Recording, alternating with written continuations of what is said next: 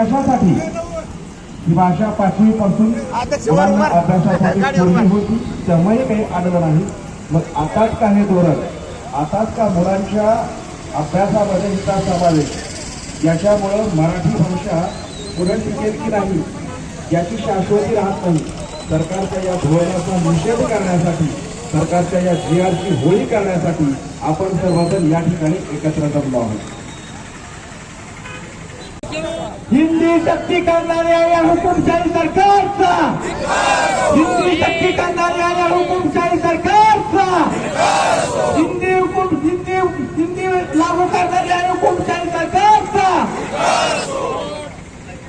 सरकारच्या महिलांना, या हिंदी सक्ती करणाऱ्या सरकारच्या महिलांना, या हिंदी सक्ती करणाऱ्या सरकारचा, हिंदी सक्ती करणाऱ्या हुकुमशाही सरकारचा, छत्रपती शिवाजी महाराज की, छत्रपती संभाजी महाराज की, संत ज्ञानेश्वर महाराजांचा, संत तुकाराम महाराजांचा, हिंदी सक्ती करणाऱ्या सरकारचा।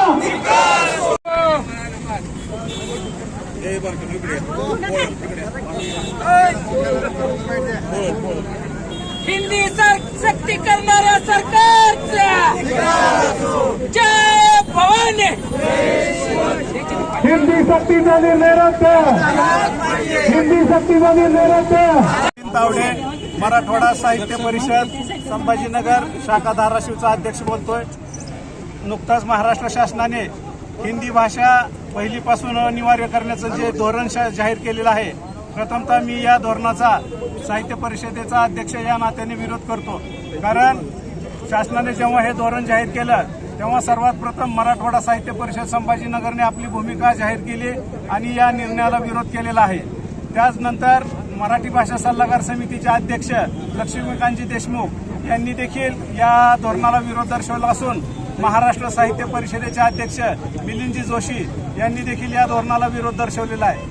महाराष्ट्रातील सर्व साहित्यिक संस्थांनी या शासनाच्या धोरणाविरुद्ध पाऊल उचललेला असून आंदोलनाचा इशारा या सर्व साहित्यिक संस्थांनी दिलेला आहे। कारण आपल्या महाराष्ट्राला मराठी भाषेचा खूप मोठा इतिहास असताना, नुकताच या भाषेला अभिजात भाषेचा दर्जा प्राप्त झालेला असताना आणि हिंदी भाषा आपण 5वी पासून त्रिभाषिक धोरणानुसार स्वीकारलेली असताना देखील शासनाला ही भाषा पहिलीपासून अनिवार्य करण्याची गरज का पडावी, यामध्ये कुठेतरी राजकीय त्यांच्या धोरणाचा समावेश असल्याचा भाग दिसून येत असल्या कारणाने सर्व सामाजिक संस्था जे मराठी भाषिक आहेत त्या सर्वांनी, सर्व वाणिज्य संस्था व शिक्षण संस्था या सर्वांनी या धोरणाला विरोध दर्शवलेला आहे आणि हा प्रयत्न शासनाचा हाणून पाडणं आपलं सर्वांचं कर्तव्य आहे। ओके, आज शासनानं जो GR काढला हिंदी कंपल्सरीचा आहे चिकचा, तो आम्ही त्या GRची गोळी केली आणि ह्याचा निषेध म्हणून सरकारनं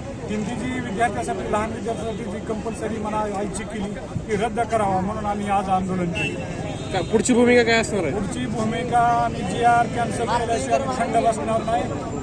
5 तारखेला ही GR लादण्याचं काम जोपर्यंत आमचे 2 भाऊ राजसाहेब आणि उद्धव ठाकरे आहेत तोपर्यंत या महाराष्ट्रात कुणाची लादायची हिंमत। ओके.